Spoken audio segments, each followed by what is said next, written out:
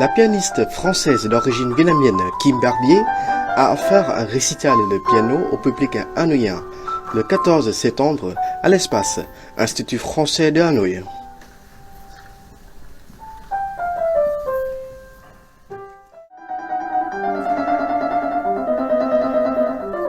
L'artiste a interprété toutes les belles mélodies de grands compositeurs tels que Mozart, Bach, Fauré, Chopin, Mendelssohn, Schumann, Liszt et Verdi.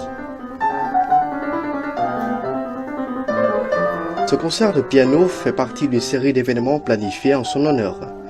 Le 12 septembre à l'Opéra de Hanoï, elle avait effectué un concert de musique classique avec le sud-coréen Chung Min, représentant les pièces de Ravel et de Shostakovich.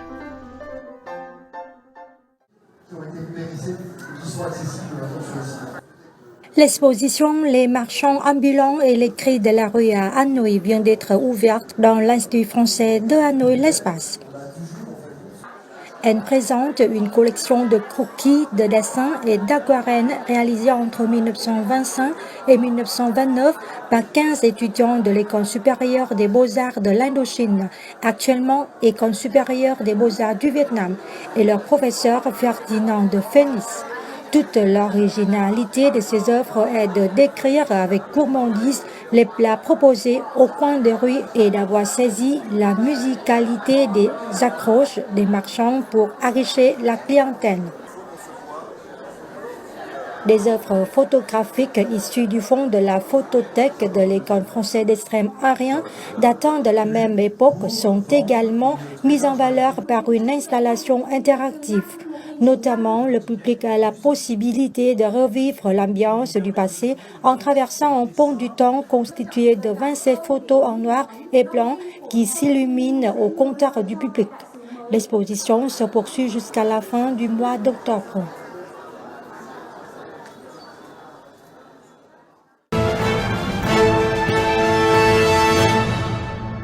Cette année, les Journées européennes du patrimoine au Vietnam ouvrent les portes de nombreux établissements publics, tels que l'ambassade de France à Hanoï, le consulat général de France à Ho Chi Minh Ville, l'école française de l'Extrême-Orient, la direction d'État des archives du Vietnam et l'Espace, Institut français de Hanoï. L'occasion parfaite pour le public de mieux comprendre le patrimoine français au Vietnam, notamment pour ceux qui visitent l'ambassade de France à Hanoï, un lieu de référence bien connu des habitants.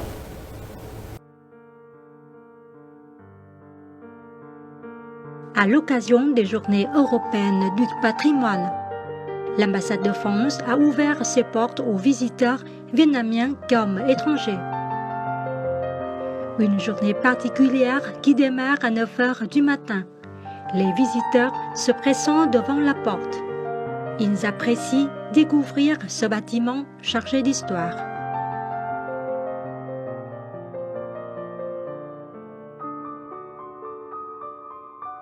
Les visiteurs sont divisés en petits groupes puis pris en charge par les agents de l'ambassade.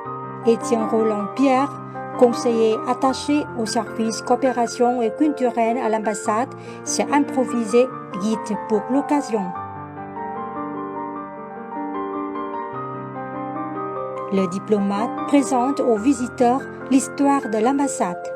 Le site se trouve dans la rue Trần Hưng Đạo, nom emprunté à un général vietnamien qui a battu les troupes mongoles en XIIIe siècle.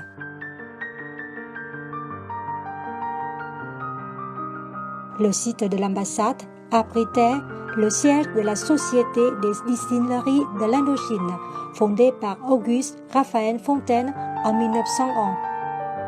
Le domaine comprenait des bureaux, la villa du directeur avec sa piscine ainsi que 3 plus petites villas construites en 1912.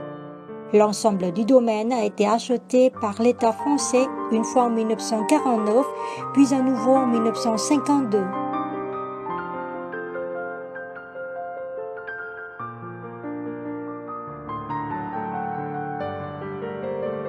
Le général de Lattre de Tassigny s'y est installé en décembre 1950 en tant que haut-commissaire de la France en Indochine et commandant supérieur des troupes françaises. À la suite des accords de Genève, le site est devenu le siège de la délégation générale du gouvernement de la République française à Hanoï. Le 6 juin 1973, les accords de Paris permettent d'élever la délégation au rang d'ambassade.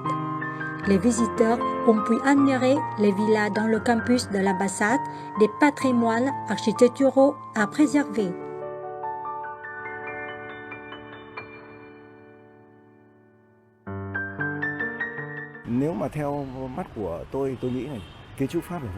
Selon moi, l'architecture française conserve son prestige, surtout quand le bâtiment se trouve dans de grands espaces. Au cours de cette visite, les agents de l'ambassade de France et l'ambassadeur ont montré beaucoup d'intérêt pour le Vietnam.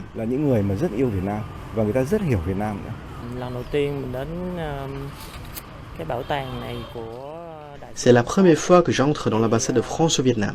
J'ai voyagé en France et je trouve que les bâtiments de l'architecture française, même après 100 ans ou 200 ans, sont toujours en beau état.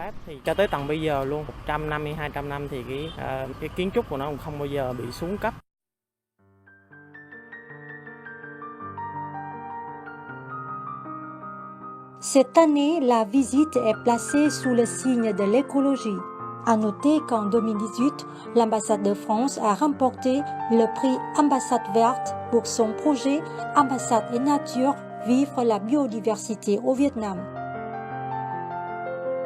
Un programme qui récompense la biodiversité du port de l'ambassade et l'implication des agents afin de faire de la représentation française une véritable vitrine en matière d'environnement au Vietnam. Lancé en 2015 dans la perspective de la 21e conférence des parties à la Convention cadre des Nations Unies sur le changement climatique COP21, le projet Ambassade verte est une démarche globale et progressive dans la réduction de l'empreinte environnementale des représentations diplomatiques et consulaires françaises à l'étranger.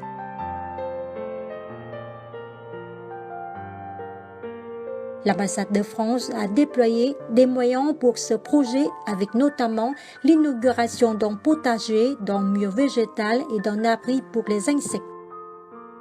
L'ambassade de France est devenue un arbre de paix vert au cœur de Hanoï.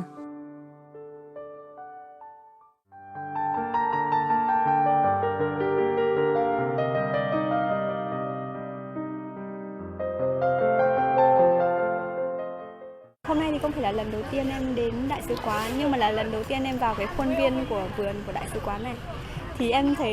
Ce n'est pas la première fois que je visite l'ambassade de France, mais c'est la première fois que je me rends dans le jardin. Je suis étonnée par la variété d'arbres et de plantes.